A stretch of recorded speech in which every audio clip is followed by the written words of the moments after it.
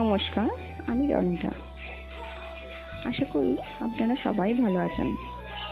আমার সকল বন্ধুদের জানাই আজকে শুভ জন্মাষ্টমীর তৃতীয় শুভেচ্ছা।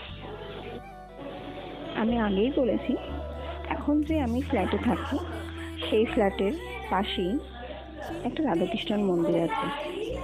রাখির দিন সেই মন্দিরের ছবিও আমি দেখিয়েছি। আজকে জন্মাষ্টমী উপলক্ষে সেই মন্দির প্রাঙ্গণে প্যান্ডেল তৈরি হয়ে গেছে। আজকে পুজোর শুভ মুহূর্তগুলো আপনাদের সঙ্গে শেয়ার করে নেব। জন্মাষ্টমী মানেই যে শুধুমাত্র রাধাকৃষ্ণ বা গোপালের পুজো হয় তা কিন্তু নয়, অনেকের বাড়িতে লোকনাথেরও পুজো হয়। আজকে লোকনাথের তো উৎসব অনেক বাড়িতেই উদযাপিত হয়। তাই সকাল সকাল কাজকর্ম সেরে বাজারে চলে গেছিলাম। বাজার থেকে ফিরে এলাম পুজোর সব জিনিসপত্র নিয়ে। আপনাদের দেখিয়ে দিই, চলুন আমি কী কী পুজোর জন্য নিয়ে আসলাম। বাজার থেকে নিয়ে আসলাম গোপালের জন্য একটা ছোট্ট মুকুট, একটা জুঁই ফুল আর গোলাপ ফুল দিয়ে গাঁথা মালা, আর একটা পদ্ম ফুল।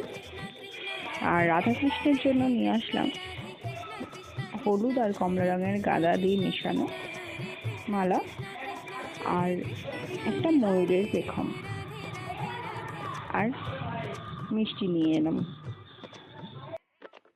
আমার বাড়িতে গোপাল নেই, কিন্তু আমার ঠাকুমা শাশুড়ির গোপাল ছিল। সেটা এখন আমার জার শ্বশুরের বাড়িতে রয়েছে। অনেকটা দূর বলে যাওয়া হয়নি, কিন্তু গোপাল আছে আমাদের বাড়িতে।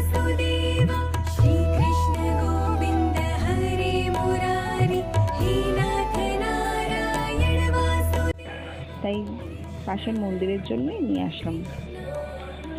চলুন আপনাদের দেখিয়ে নিই আজকে ঠাকুরকে কেমন সুন্দর সাজিয়েছে। তার আগে আমি রেডি হব, তাই আমি কি পরবো সেটা দেখে নিন। একটা লাল রঙের আর সাদা দিয়ে মেশানো একটা শাড়ি নিয়েছি, সেটাই পরলাম। আমি রেডি হয়ে গেছি। চলুন মন্দিরের দিকে যাই। এবার দেখুন মন্দিরের সামনের গেটটা কত সুন্দর সাজিয়েছে। চলুন এবার আস্তে আস্তে মন্দিরের ভেতরে যাই।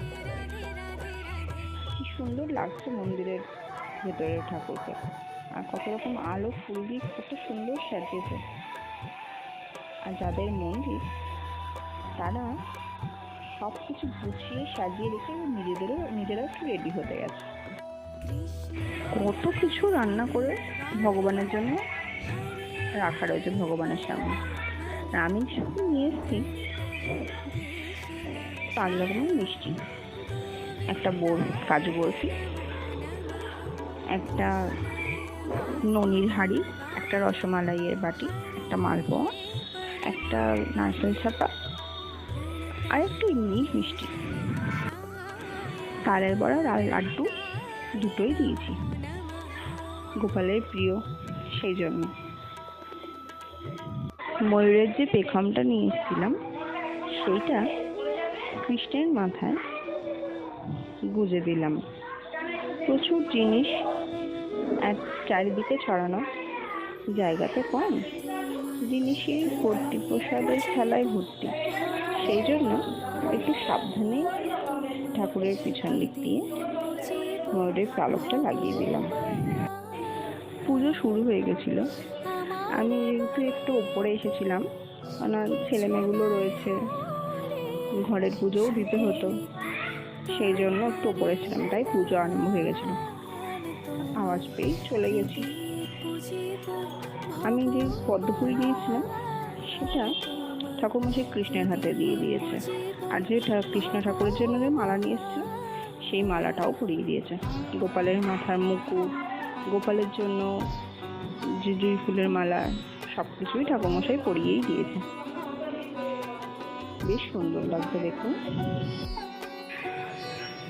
অনেকক্ষণ ধরেই পুজো হচ্ছে। এবার অঞ্জলি দেওয়ার পালা। অঞ্জলি দিয়ে নিলাম। এবার চলুন আপনাদের সবাইকে আরতি দেখিয়ে নিয়ে আসি।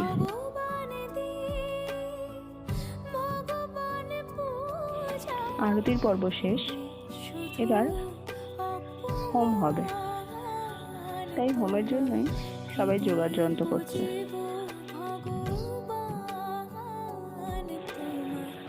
হোম শুরু হয়ে গেছে।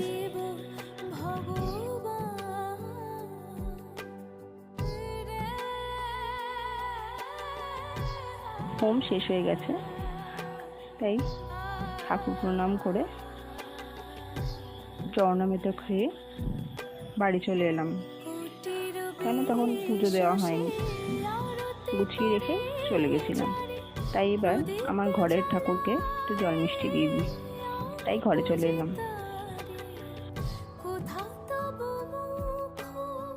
আমার ঘরের ঠাকুরের জন্য মিষ্টি নিয়ে এসেছি, ফুলও নিয়ে এসেছি।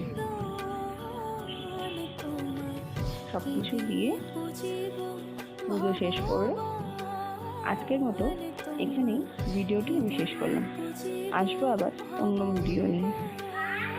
সবাই ভালো থাকবেন, সুস্থ থাকবেন। ভিডিওটি ভালো লাগলে সাবস্ক্রাইব করবেন, কমেন্ট করবেন।